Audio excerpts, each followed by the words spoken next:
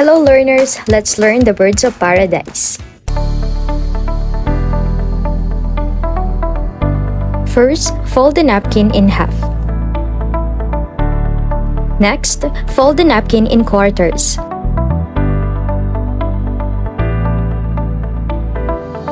Then, fold the napkin in half diagonally, creating a triangle.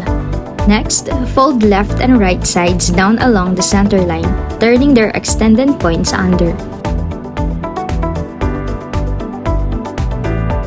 After that, fold in half on long dimension with edges facing you.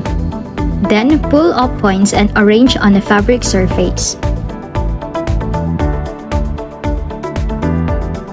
And that's it! You have now completed the Birds of Paradise napkin folding.